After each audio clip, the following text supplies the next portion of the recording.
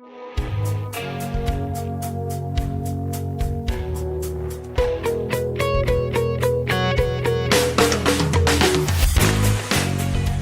and welcome to another episode of Staying Power. It is the show that is all about building a better life. And we're so excited to have you join us for this next hour. We're going to pick one thing about building a better life, talk about it, see what comes up for both of us, and we hope that it resonates with you. And we are excited for our first show of 2026. We are really happy to still be here, still going, still building resilience. And who's we? JDK Winnikin is me. Across from me is the resilient one herself, the one who last week talked about all the spice of life, inspired me and hopefully inspired all of you because that's how she lives. Ashley Kniebel. Hi, Ashley. Well, hello. Welcome to 2026. We're here. Yeah, how's it treating you? So far, so great. So far, so great? Yes. That's good. That's good. I'm happy to hear that.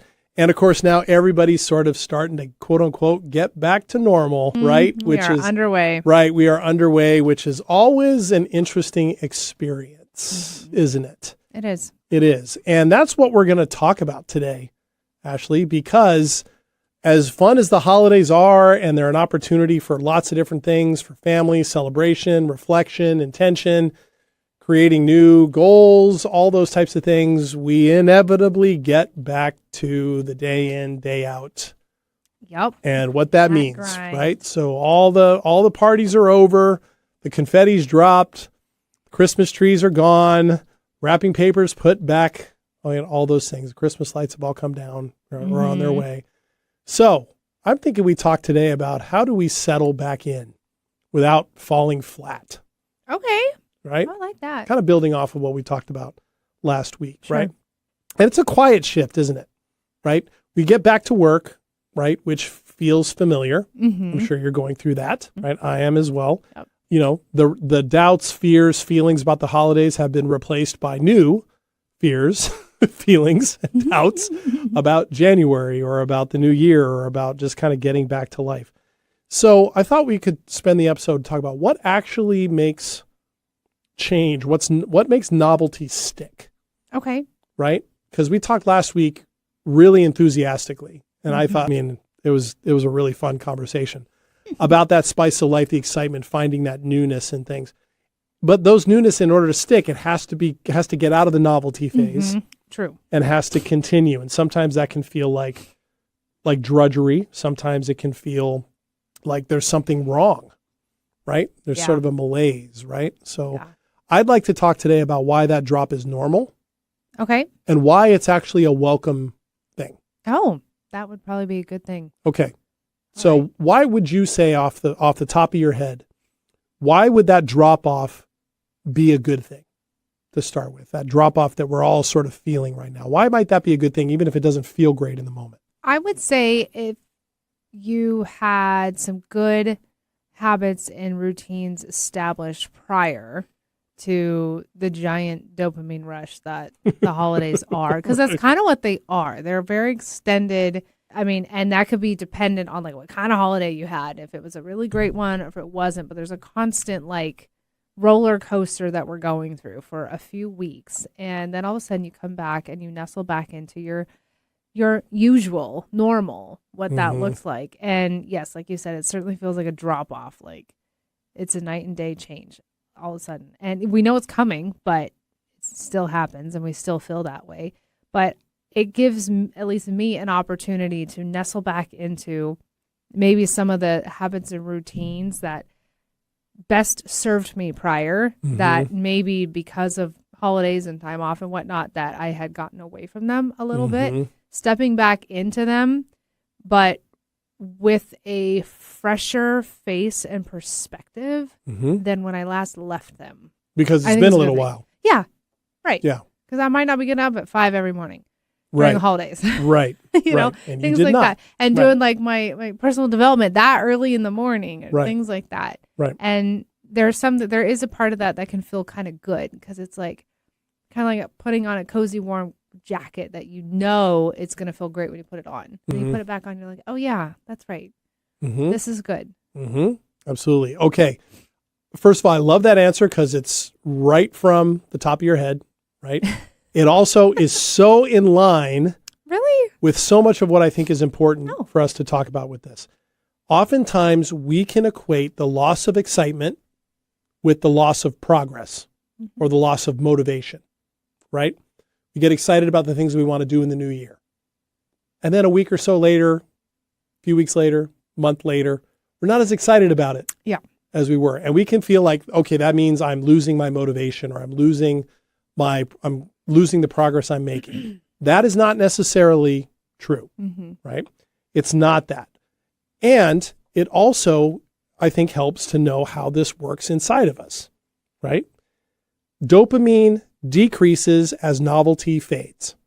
Sure. Right? We talked last week about how excitement, right? Less cortisol, more dopamine, right? As novelty fades, that drops. This isn't failure. It's not a lack of progress. It's biology. We are not wired to stay in an excited phase all the time. We aren't. Just the same way we're not wired to be happy all the time, to be sad all the time, to be angry all the time. We're not wired to just stay in that state all the time. We are going to have a drop. We actually need it in order for our bodies to regulate.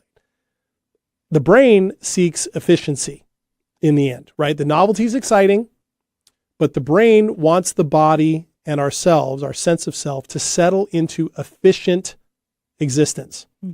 Now, that repetition, which is often what that is, feels way less exciting than novelty, but it's actually more stable. And when something becomes more stable, we have less cortisol and stress hormones running through us on the regular. We establish something different. It's so important to recognize that the routine, the repetition is not just a normal response, it's the best response to these things. And it's convenient. It's in the middle of winter. Winter is a period of consolidation, right? We're supposed to hunker down. How do you describe it? Nestle. You want to nestle it, and you use the analogy of the jacket. That was perfect, right? That's exactly it. We nestle, we nest, we rest, we reflect. The spring will come, right? It's a good time to be setting those things up, to doing those small habits, making those small changes that we talked about last week, right? And if we frame it that way, the way I just laid out there, as part of our biological makeup and what's actually required for us to follow through on all the things that we want to do in the new year, I think it'll help us not worry so much about our enthusiasm disappearing and what it means, but actually be able to go, okay, I'm actually responding the way that I need to respond. And expansion can follow. I like that. Thank you. I was going to say, I think to go back to what you said in the very beginning is that sometimes we can have that strange feeling of like the spark fading because the novelty of the new year has worn off. Right. And I do think that there might be ways that maybe you picked up things during the holiday season that you really enjoyed and you really valued that you can take into next year. You made the comment about like all the Christmas decor comes down, all the happy feeling festivity goes away. And then all of a sudden your house, your office, whatever looks drab. It looks lackluster because it doesn't have all that aliveness in it. And, you know, that maybe you don't want to leave up Christmas decorations year round, but you can put up little twinkle mood lights. Yeah. You know, you can still do things. My parents do that. Yeah. They have those lights for the winter time. Yeah. Just to put more light in the house. Yeah. But, you know, and it's still like a little nod to the holidays, but it's still a little bit of that essence that you had then that you can take into the new year to make that still feel a little bit more enjoyable. Absolutely. And it doesn't have to be drab. We always know when we come back because you sit down. Everyone has felt this. You wake up and your alarm goes off. You're like, all right, January 5th, whatever the day is, you know, the first day back to work after the holidays. Get your cup of coffee, you drive to work, you're like, oh yeah, traffic. And then you get to the office and you sit down at your desk and you're like, here it is. You feel that pressure resting now on your shoulders of like, I'm at work, I have all these deadlines, I have that, you know, like it's back. It all just comes like rumbling back so quickly. Yep. And that is not our favorite time. But it's going to happen anyways. Yep. So it's like, what do you do with that? Yep. It's exactly it. And I think recognizing that as the most effective way for things to go, if you can frame it that way, will go a long way. It's an opportunity to turn these things into something a bit more positive. It doesn't have to be such a downer, right, with those things. I can remember many times where I felt in past years where I had enthusiasm about something to start for the year. And then inevitably, maybe not a week later, but a few weeks later, I realized I hadn't thought about it in a little while, right? Or like other things had caught up or the feeling of excitement about it or commitment had faded a little bit. And I remember thinking, okay, because I've lost that early enthusiasm, this must mean something. And me being me tended to go to things like, oh, it must mean I'm just lazy or I'm too easily distracted or something like that. Excuse me. And I look back at those times now with the knowledge I have now and the experience I have now and go, man, if I would have just cut myself a little bit of a break, right? January is a long month, no matter where you are, right? And one thing I think that we do that I've noticed as a way to, I think, to hopscotch over confronting this reality, right? Excuse me. To hopscotch over this is that we got the end of one holiday and we start getting ready for the next one. It's what I call the department storing of the year. We go by what is the new stuff that is up in the stores, right? We always joke about it at Halloween, right? As soon as Halloween's over, all the Christmas stuff is up. Yeah. As soon as Christmas is over, all the Valentine's Day stuff shows up. As soon as that's over, it's St. Patrick's Day. Then it's Easter. Then it's Memorial Day / 4th of July, right? And then suddenly it's Halloween again. Yeah. And the cycle continues. Yes. It's almost like we just launch ourselves to the next thing that can make us feel differently about the norm rather than accepting and embracing and being excited by the possibility that it's all that stuff in between. Yeah. As you talked about so eloquently last week, doing those daily things just a little at a time, taking away all the big things.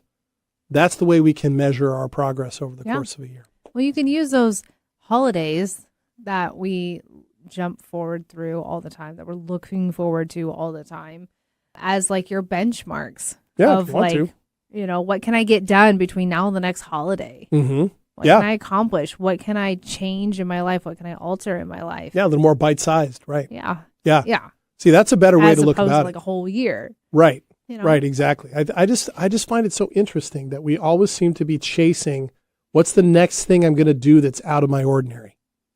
Well, and also we always move the line forward. So it's because we give ourselves like all this slack sometimes. And it's like, oh, didn't make it. Okay, well, by that holiday, I'm going to have this figured out, or I'm going to hit that goal this time by that holiday or whatever the date is. And then you don't.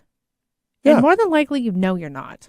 Because you have not set yourself up properly to actually hit it with the day by the time you got there. Right. Because at some point in your mind, you're like, well, I'm going to think about it enough. And then eventually, if I think about it enough, somehow that's going to become an action that's going to compound to me getting to the goal. Yeah, as if intention and force of will.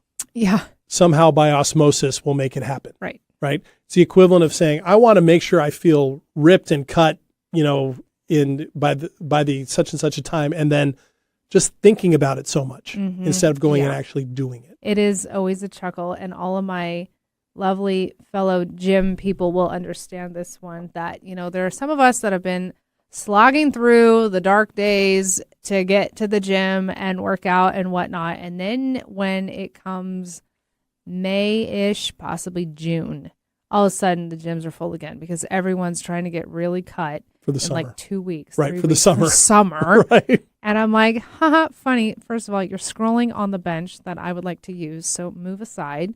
For those that are dedicated, we are here to get something done. You're taking selfies. Stop looking at your phone. Yeah, and like taking up do the bench. work. Yes, boy, you and I together. Pet peeve. Drives me nuts. Tangent. But, and I'm like, but the people that have been putting in the slog time since January are the ones that look great and feel great and are proud of what they did because they showed up every damn day. They did the stuff in between. right? They treated every day in that regard as if it was that day itself was what mattered. Yes. And that is what we're talking about. If we spend our time just bridging everything between what's the next event or what's the next thing that's out of my ordinary, we lose the opportunity to make every single day the best that we could make it, right? Even if it doesn't have something super exciting, even if all it is your daily routines. To turn it into the best use of that daily routine that day is a worthwhile goal for any given day. It doesn't just have to always be a prelude to the next thing, right? Or the introduction to the next big story. Yeah. As exciting as those can be. Yeah, I have the same pet peeve about it. But I always notice at the gym, in January, they fill up. Of course they do. By Valentine's Day, they're pretty much back to where they were. Yeah. Right? And again, that has a lot to do with how we tend to frame things, right? And what we tend to expect. And so anyway, I think we have this established where we're going to go, right? Because we have a lot of things to talk about. So when we come back from our first break here on Staying Power, let's talk about what actually sustains change over time. And I'd love to hear some stuff from you, Ashley, and I'll reciprocate too, of when you've done that. Like when you've realized, oh, okay, if I make this change, I can do it, and what that was like and what got in the way of that, or what motivated that, all that stuff. All right, come on back here on Staying Power. See you in a second.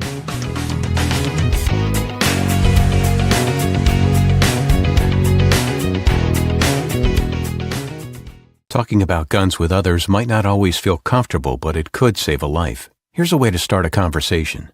Your family is going over to your neighbor's home for dinner for the first time. How would you ask if there are any unlocked guns in the home? Hey, we're so excited for tonight. Before we come over, though, may I ask if there are any unlocked guns in your home? Our guns are stored securely, locked in a safe that the kids can't access. Awesome. Learn how to have the conversation at agreetoagree.org. Brought to you by the Ad Council. Are you ready to discover remarkable stories of resilience and cultural connection? This is Diaspora, a show sharing the journeys of first-generation immigrants from the Indian subcontinent now building their lives in North America.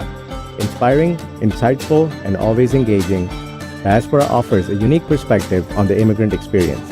Join me, Aditya Mehta, my guests, on the Diaspora Show every Wednesday at 2 p.m. right here on KKNW.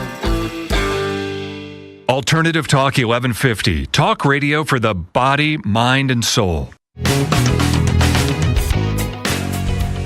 Welcome back to Staying Power. JD here with Ashley.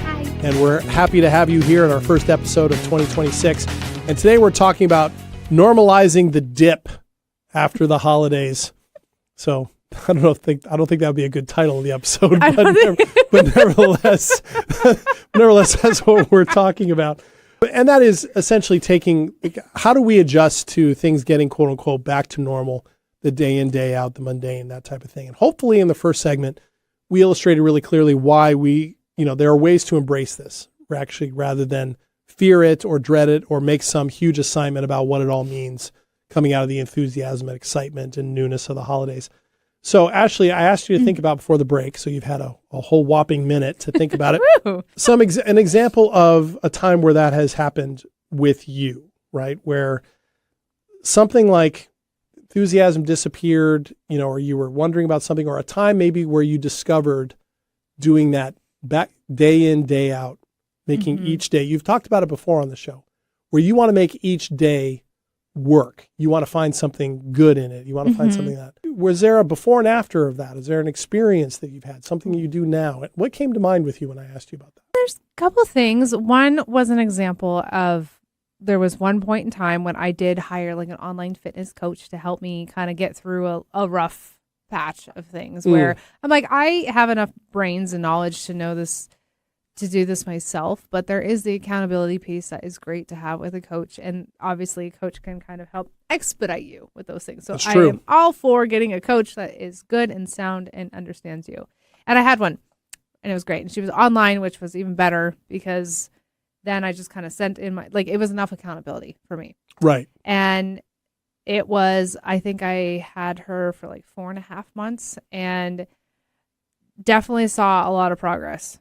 And there was so many times, and this was during COVID, so gyms are closed, so you have to get really creative. Oh yeah. And it was an extra challenge to do that, of finding heavy objects instead of dumbbells, right? Oh, yeah. Because like most gyms are closed, and or if they were open, it was like very strange little times. It didn't always work and whatever. Yeah. And yet I stuck to it, and I saw like a huge result at the end, and it was worth it. I'm so happy I did it, but my goodness, was it just a drag for so much of it. It was only exciting really when I noticed like, hey, I'm getting stronger, I'm getting leaner, I feel better. That was great.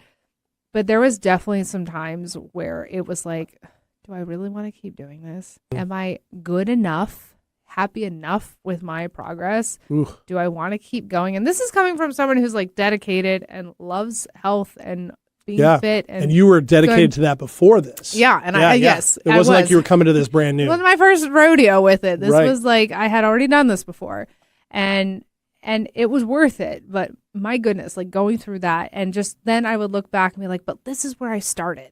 Don't forget, like, look at what all the day in and the day out is doing for you. And then it felt better and worthwhile. But there was a dip, and it was a long dip to the point that I just kind of put my head down and I'm like, this is what we do, Ashley. When we get up, this is what we do. And I just made it like a non-negotiable. This is part of life.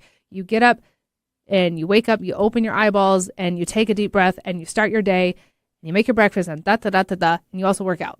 And this is what you do. And it was just a non-negotiable. It was like part of my DNA that I just made it as such. And that's really what got me through, to be honest. And that took some repetition. Telling yourself that time. 4.5 months? Yeah. So that's about 120, 135 days. Yeah. That's like not taking, it wasn't like a Monday through Friday and you take the weekend off. It was like an everyday thing. It was an everyday thing. It was like a full amount of time. But that was the only thing that really did it, is like, this is what we do. Yeah, I like that. And the one that comes to mind for me is similar to that. It was when I was about writing my book, writing my novel. I had wanted to do that for a long time. I knew I always wanted to write fiction. I didn't know what I wanted to write, but I finally had this idea. And I remember being in this exact time of year where I had told myself over the holidays, this is the year I'm going to do it. This is the year I'm going to start. And I had the idea. I had done a little bit of kind of creative research on it. And I found myself about a month into the year not doing any of it. And I remember going, what is it? What is this about? And all the negative messaging was following, right? All the dream, but no drive. Sizzle, no steak. All marquee, no movie, right? That kind of thing. All negative judgments of myself. And then I realized, you know what? Maybe if I take myself out of this environment for a short period of time, put myself somewhere where I can just focus on this, maybe that would jumpstart me. It was this idea. So I scraped up a little bit of money, took a couple of days off of the job I had at the time, and I went down to the Oregon coast. And I just booked a place right on the water, just for a couple of days, just myself. And my intention was there. I literally went there with my computer, a couple of books that I wanted reference to, a notebook, and the food that I wanted to have. And I had this big plan that I was going to just write all weekend, blah, blah, blah, blah, blah, write and do all that. And I ended up not writing all weekend, but I found myself writing in moments, sitting down, doing a little bit for a little bit of time, and then moving on. I went and walked on the beach. The weather was terrible, but I still loved it. Walked on the beach in the rain, right? Sat on the balcony. There was a fireplace. I did that for a while. Then I would go back and write, or I would do that. And I suddenly had this realization. Everything I do, whether I'm thinking about what I want to do next, whether I'm reading about it, whether I'm contemplating, whether I'm jotting down notes, whether I'm sitting down and actually writing sentences of narrative, all of that is the process of writing. So if I treated it that way, would I be as hard on myself? And all of a sudden, as soon as I opened up that question, I sat down and started writing a little bit more. And when I got back from this trip, all of a sudden, each day, it was similar to what you just said. Every day, I'm going to touch this.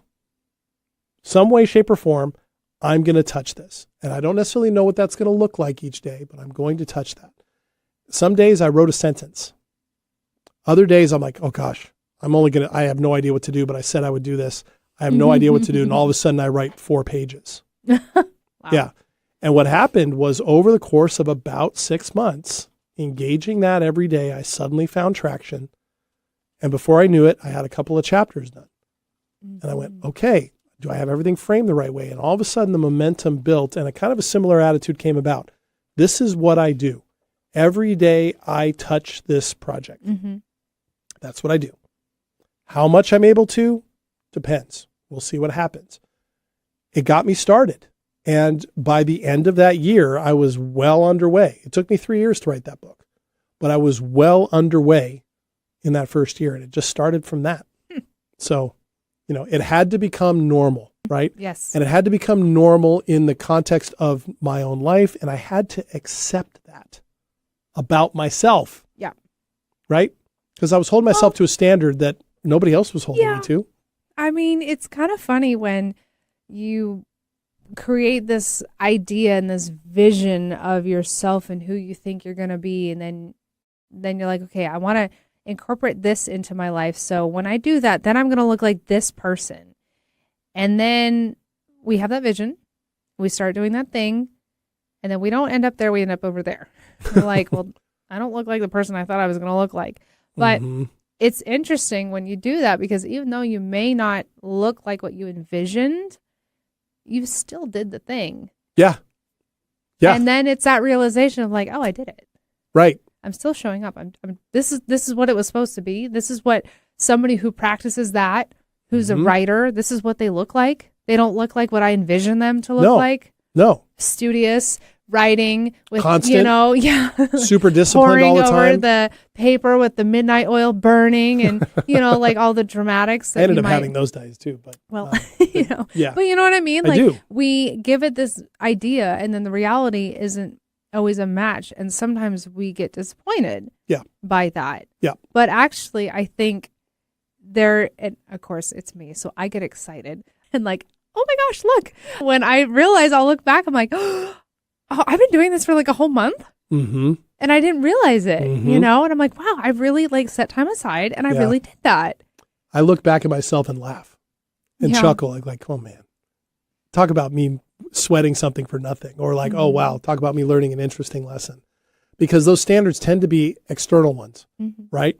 The external vision of what a writer is supposed to look like is shaped by what? Movies, books, stories, social media. Same thing with working out, right? All those types of things shaped by that, rather than us appreciating the experience of what we've grown into and the uniqueness of that, which is what I try to embrace a lot more. What is looking like a writer? What was that, or what was being a writer like for me? Eventually it became a larger version of what I just described, ebb and flow. Some days went fast, some days not. I still had to stay alive. I'm not in a position where I can write full-time to make a ton of money, right? Nobody's paying me time to not have a real job and write all the time, at least not yet. So I have to be willing to write for other reasons, right? And do all of that. And then once I found that my days got better, I got better at everything else. The days I was actually writing, I became more efficient, I became more focused, all those things. It became more of its own reward to do that. Right. I have experienced things like that too, where you make a decision and it's only for you.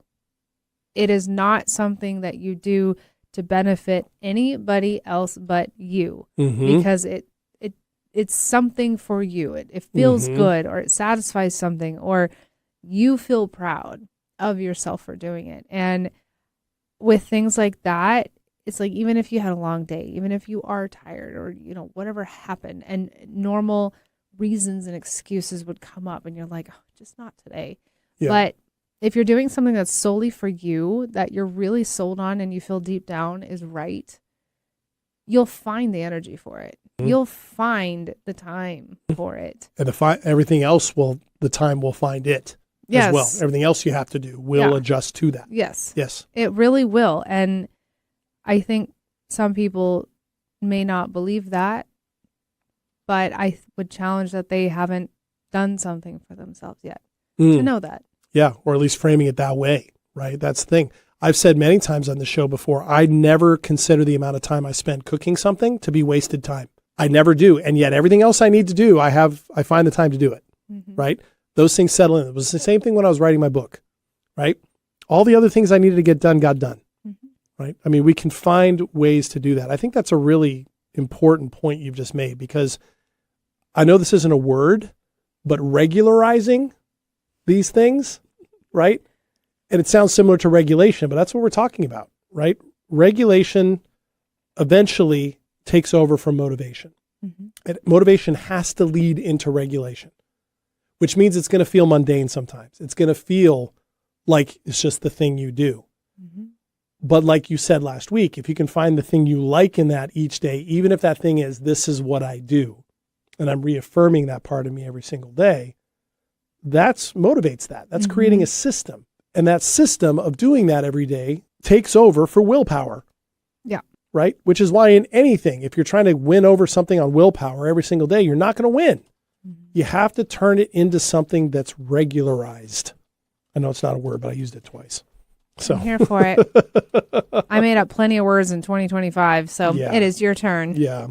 Well, consistency, right? In the end. And consistency then reinforces discipline, right? Not the other way around, right?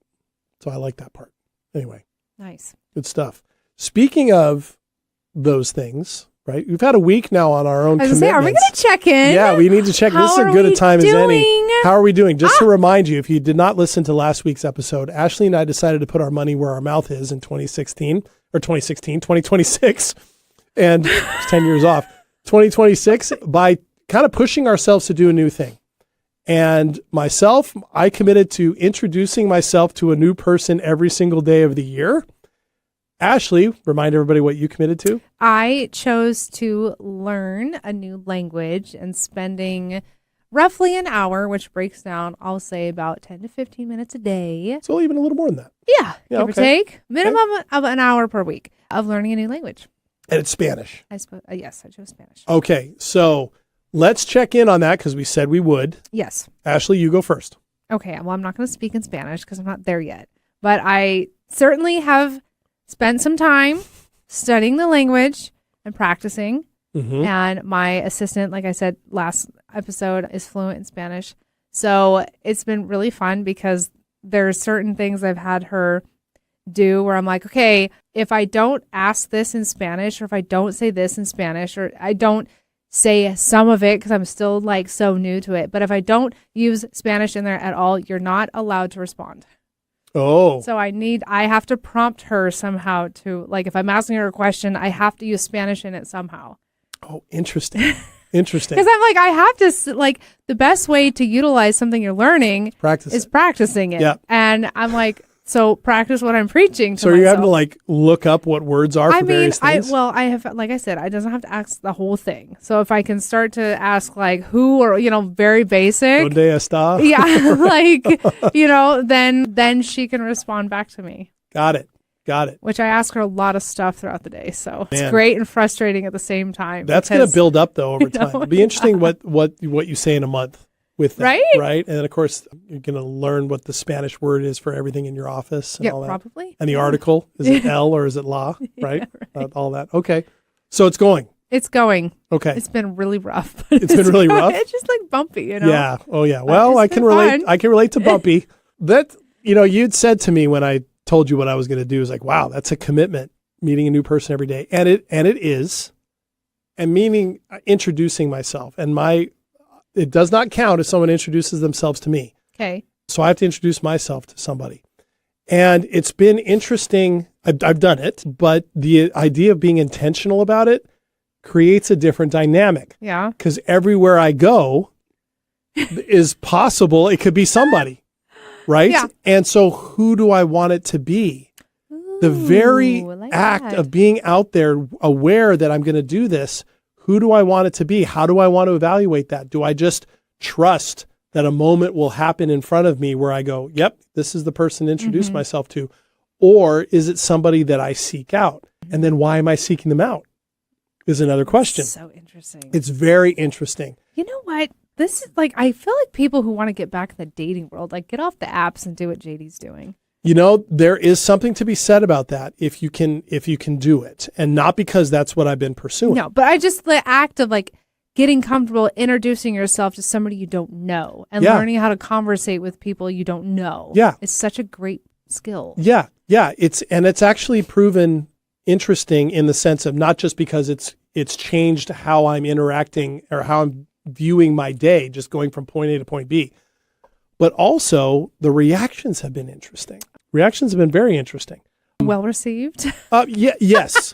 Surprised, every single one. Yeah. Because this doesn't happen. Sure. People don't introduce themselves very much anymore, right? Now, people will say in interactions, how's your day going, right? What's new today, right? Or that kind of thing. So that kind of stuff happens quite a bit. But introducing yourself by name, saying, this is the thing, I don't want to take a shortcut of saying, what's your name? Because then they have to introduce themselves to me. I actually have to take the step of introducing myself, which I didn't realize was different for me, that I didn't know how to do. Because I know how to ask somebody, hey, what's your name? Yeah. Oh, I'm JD. Nice to meet you. That's an easy way. It puts them on the spot. I'm like, no, I'm got to be the one taking the initiative. Say it first. I'm the one who's got to say it first. And that has been its own challenge, or it's not a challenge. I've just noticed how different that focus is. Mm-hmm. So we'll see how it goes. But it's been well received, but almost without exception, a surprise. All right. So love it. I know. Love Good the stuff, update. right? Okay. All right. Perfect timing for our next break. So let's go ahead and do that. And when we come back, Ashley and I will do our weekly segment where we talk about something that's happened over the last week and that we share about it, all in the name of vulnerability and connection. This week it is 2 Minutes of Terror. So come back for that here on Staying Power.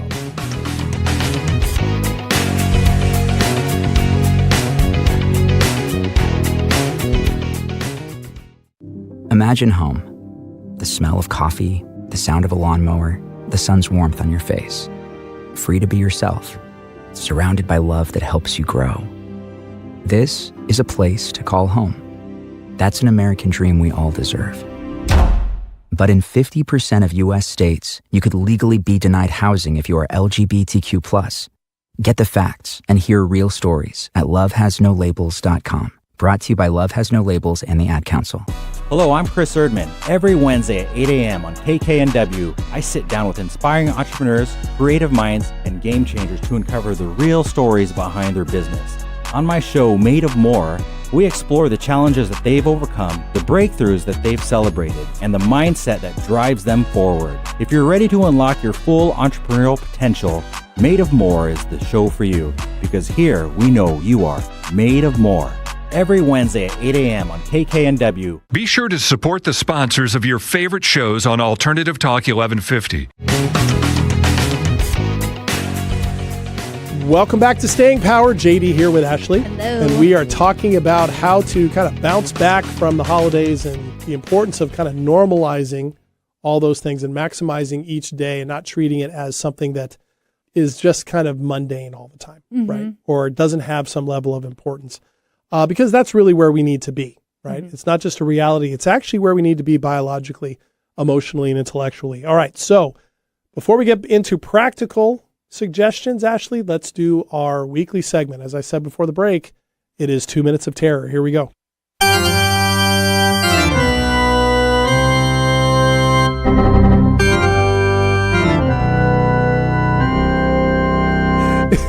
Is that the sound of a computer crashing? Is that what it is? Okay. The sound no one wants to hear. The sound nobody wants to hear. Talk about terror. It's like when your dial-up crashes. Has that ever happened to you where your computer just crashed on you? Back when I had dial-up. No, I don't dial-up. I meant your computer crashing. Has that ever happened to you? Yes. Is it scary? Yeah. Oh, it's horrifying. Yeah. Okay. Thankfully, it happened at a younger age where it wasn't like life or death for me. Right. It wasn't recent. Right. Knock on Gotcha. some wood. Gotcha. Okay, Ashley, All your right. 2 Minutes of Terror for this week. This is a heavy one. Oh, Yeah. okay. I had a patient pass away. Oh, Yeah.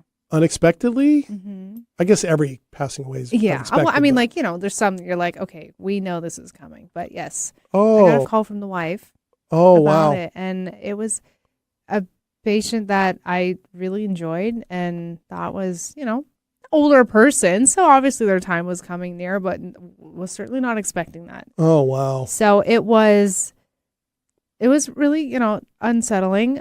And it was an interesting reflection to then think back of like when the last time it was I saw them, to not have any clue that was going to be the last time I saw them. Yeah, That's always So that's strange. kind of, it was, I'll be honest, it was not a fun phone call. It was what it was. It's part of life. But it was an interesting, like I said, reflection, because then it kind of also reminded me of like, life is good and it's wholesome and we have one. We should enjoy it.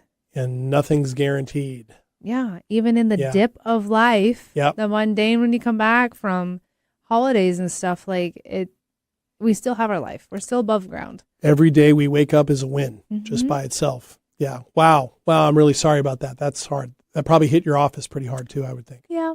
Yeah. A bit. Yeah. Well, oh, sorry about that. Mine sounds relatively small in comparison to that. Whatever. I had one of those moments the other night where I felt like everything that could go wrong at the worst possible time all went wrong at the worst possible time. Oh, no. Yeah. I've talked about on the show before. I moonlight a couple nights a week as a bartender, and I do enjoy that work. But sometimes that has me coming home really, really early in the morning. Mm-hmm. And the other night I was coming back and it was storming, and it had been storming for quite a while. It's Northwest weather, right? That's just how it is. And it took me a while to get back because there was a lot of water on the road and, some down trees and things like that. So my stress was already up, right? So I get back, mind you, it's 2:30 in the morning. Oh, no. I get back, I open my garage, and my garage is a separate bank of garages at my complex, right? So, it's not attached to the house or anything. Okay. So, and it's a single car garage. I pull in and I'm frazzled because I'm tired, right? I'm frazzled because it's raining. I'm having a busy week, and I get out of the car, and still don't know how I did this, but I got out, locked the car, grabbed stuff out of the car, left my keys in the car. What? Closed it, and the doors were locked.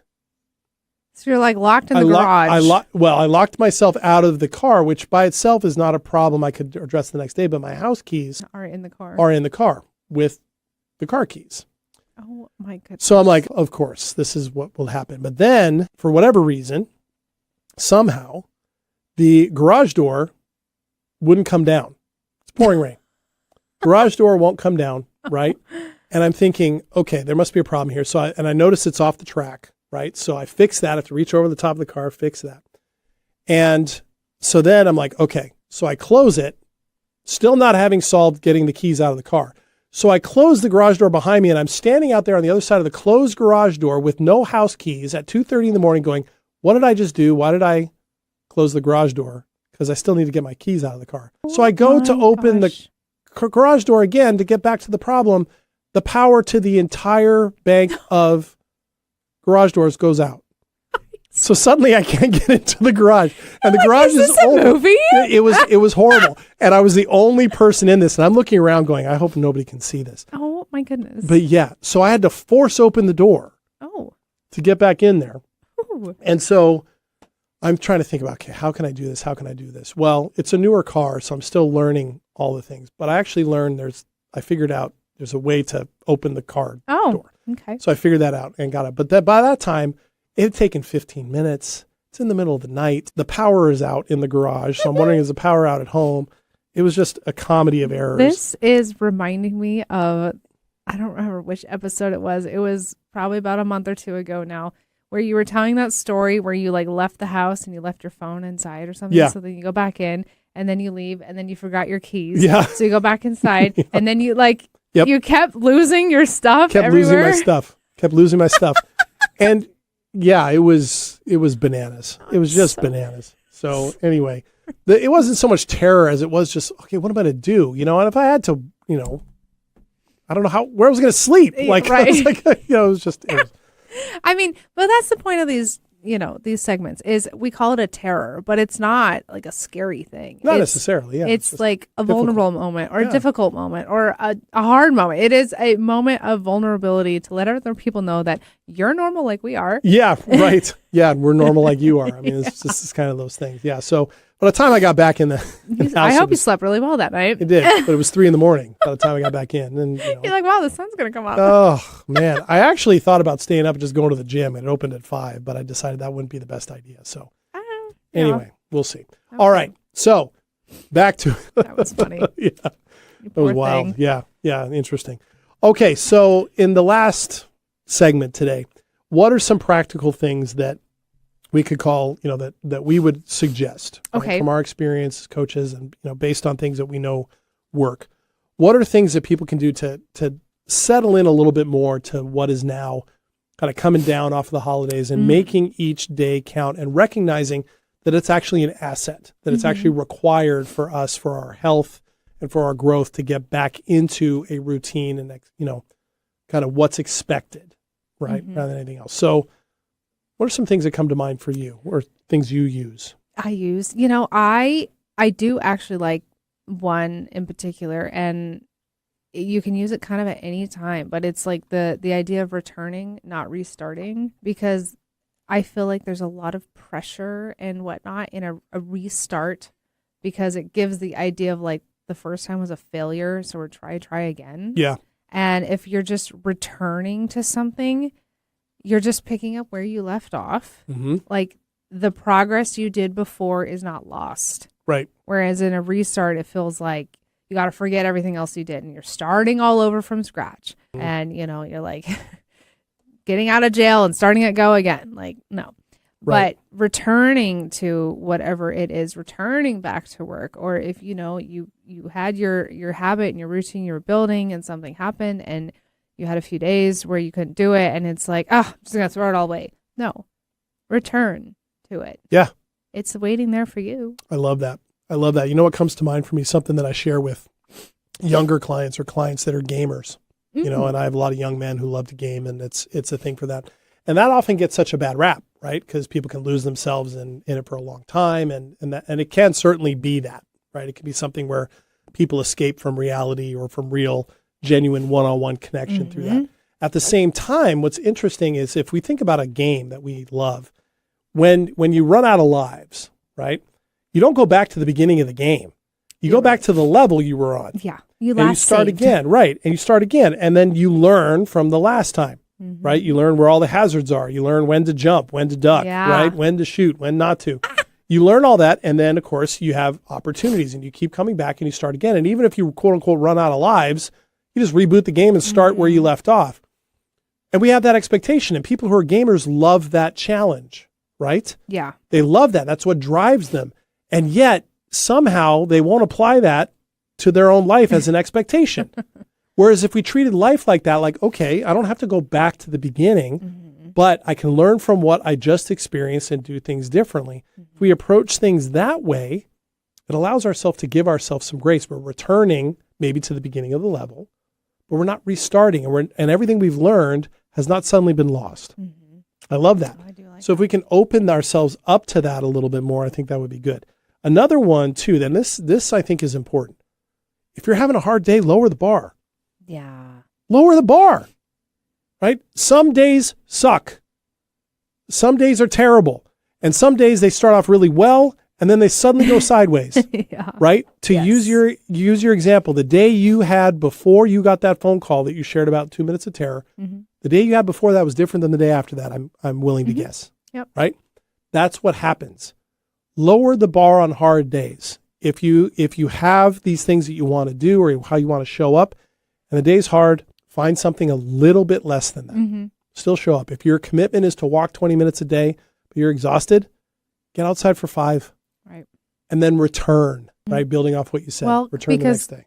That is so important. I really, really like that one, actually, because some people would call it a failure if they lower the bar, or like it doesn't count if I lowered the bar. But what counts is you're still showing up. Yep.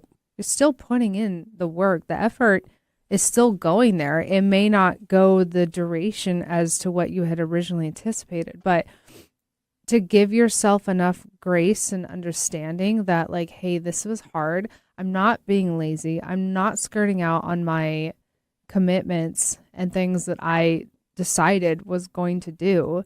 It's just giving yourself that connection that you would give somebody else. Yeah, right. If you heard your friend was going through such a rough day and you'd be like, I totally get it. Yep. Like, take a little extra time for yourself or whatever comforting supportive advice you would give them, Yeah. you can give that to yourself. But still, like, showing up, like you said, do 5 minutes instead of 20. Yeah. Can lower the bar a little bit. And that's self-awareness. Yeah. And if you're taking actions based on your values, and one of the things you're realizing is, I will be better living by my values if I lower the bar for what I said I was going to do today in the name of raising what I need somewhere else that's important to me. Yeah. So be it. Yeah. That's living life on life's terms, because we can't anticipate every single thing, right? And I get really tired of those really aggressive commentators that always say, mind over matter, mind over matter, mind over matter, right? Get your mindset right. I understand that's well-intentioned. But the idea of doing that at the expense of your own emotional health, mental health, physical health is not a good idea on any level. And I've yet to see anybody spouting that who's ever been able to sustain that, right? So I think that's a big one. All right. So what else? I would say that it's a frame that I would use is that I am practicing, I'm not proving. Oh, because as you're building something and you're creating, and I do understand that there's the whole idea, you got to prove to yourself that you can do it. If I show up and I'm practicing something, that is the proof. Proof is in the pudding, whatever that phrase is. It is. But that's where the proof is showing up and doing the thing. Yep. And it takes a pressure off of yourself, because life kind of is hard sometimes. It is. Even in the easy days, there's still things that come up that can be stressful, and just giving yourself that reframe of like, I'm practicing. I'm just putting in the effort, and the repetition and the reps matter, because the reps is where the growth comes from, instead of having to prove to yourself. Because if you have to prove to yourself, it means you don't believe yourself in the first place. So then why are you even doing it? If you already know that you're not going to do it, so you have to prove to yourself that you can do it, then go home. Yep. It's like I said about belief before, right? Belief has the word lie in the middle of it, right? Exactly. Do it and see what happens, right? Yep. Yeah, you're right. Because in the end, coming down to the end here of this episode, everything we're talking about, right, is we have more days in the year that are not inherently celebratory. They're just days, right? And it's that time coming off of those big celebration days where we really are needing to get back to that. It's quiet, it's steady, and the things we want are built through those actions on the days where no one's celebrating anything, and they're built through actions that not a whole lot of people are going to see, right? They say character is, what you do is established by what you do when no one's looking, right? These types of things are made by no one watching, right? No one celebrating, but continuing to show up. That's what turns momentum into lasting change. All right. Ashley, thanks so much. Thank you. This was a great topic. Yeah, it turned out really well. Thank you so much for all that you shared. And thank you so much to all of you for listening or watching this episode of Staying Power. Remember, if you missed any of this, you can get Staying Power as a podcast wherever you get your podcasts. You can also subscribe to our YouTube channel, and you can watch these episodes instead. You can also find out more about us at our radio home, 1150 AM KKNW in Seattle. And in all those locations, we have information on how you can find us on social media, and you can reach out to us at stayingpowershow@gmail.com. We also have some new stuff coming up soon, different ways to contact us, and we're excited to share those with you in the coming weeks. We hope to hear from you. We will be back next week with another episode on how to continue to build a better life, and looking forward to seeing you then. I am JDK Winnigan. And I am Ashley. And we will see you next time. Thanks.